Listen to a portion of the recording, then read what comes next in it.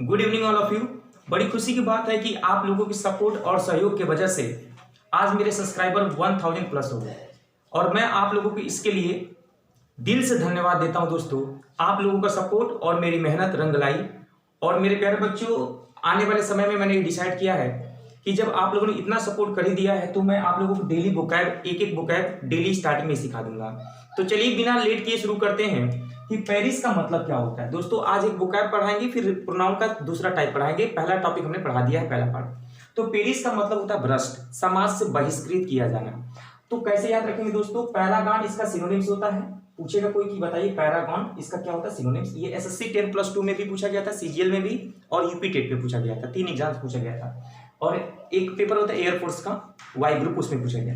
तो पेरिस भेज दिया गया है। अगर कोई लापरवाही करेगा तो समाज से निकाल के भगा दिया जाएगा, भाव तुम पेरिस जाओ। वैसे भी कोरोना का मौसम चल रहा है।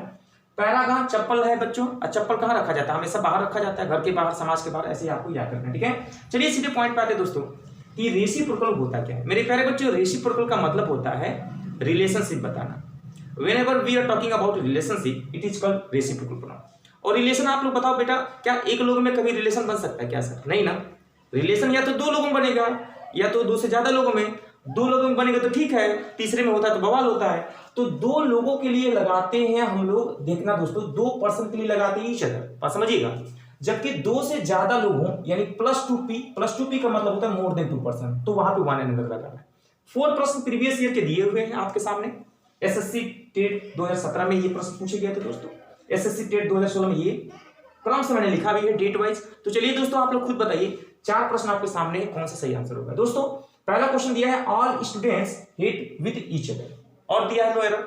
आप बताओ मेरे प्यारे बच्चों, इस पार्ट में कहां पे एरर है? तो सही आंसर देखो बच्चों, ऐसे ही पेपर में आपसे पूछा जाएगा। तो सबसे पहले आपको ये पता होना चाहिए ऑल का मतलब क्या होता है। दोस्तों, एक बात याद रखना, ऑल का मतलब होता है मोर देन 2 पर्सन। जब कभी भी 2 से ज्यादा लोगों की, 2 से ज्यादा वस्तुओं की बात करें तो वहां पे ऑल का यूज किया जाता है। ये एक एडजेक्टिव है दोस्तों।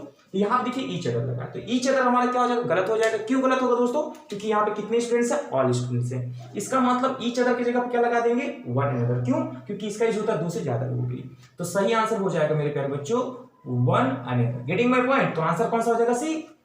सेकेंड वाला आप लोग देखिए बच्चों, लिखा है कि both boys are dancing with each other. दोनों के दोनों लड़के एक दूसरे के साथ डांस कर रहे हैं। बोथ का मतलब क्या होता है? 2 होता है ना दोस्तों, 2 लोगों के लिए तो बोथ लगाते हैं। तो 2 लोगों के लिए यहाँ पे ईच अदर लगा है ना, तो आंसर में कोई गलती नहीं है। तो आंसर क्या लगा देंगे दोस्तों? Getting my point? याद रखिएगा दोस्तों, यहाँ पे संख्या कितनी है? 4। सीधे पॉइंट पे रखो दोस्तों, 4 है।